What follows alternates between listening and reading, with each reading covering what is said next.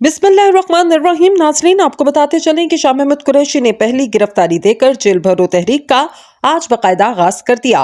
पाकिस्तान तहरीक इंसाफ के सीनियर रहनुमा शाह महमूद कुरैशी ने पहली गिरफ्तारी देकर मौशी अदम इस्तेकाम पार्टी रहनुमा और कारकुनान पर क्रैकडाउन के खिलाफ जेल भरो तहरीक का आगाज कर दिया। जेल भरो तहरीक के पहले मरहले में तहरीक इंसाफ के सीनियर रहनुमा शाह महमूद कुरैशी, असद उमर, आजम सवाती, इजाज चौधरी, सैनेटर वलीद इकबाल, उमर सरफराज शीमा और जुबैर न्यासी ने गिरफ्तारी आज दे दी है। शाह महमूद कुरैशी ने गिरफ्तारी के बाद गुफ्तगू करते हुए कहा, कप्तान की कॉल पर जेल भरो तहरीक की क़यादत करते हुए पहली गिरफ्तारी देना बाइसे फख्र है।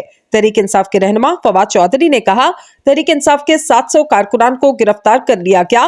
पुलिस पूरी तैयारी के साथ वैन्स लेकर आई और हजारों लोगों को देखकर परेशान हो गई। दूसरी जानिब पंजाब पुलिस ने मजीद कहा कि 3 MPO के तहत PTI के रहनुमाओं और कारकुनान को हिरासत में लिया है, जिसके तहत 1 माह तक हुकूमत इन्हें जेल में रख सकती है।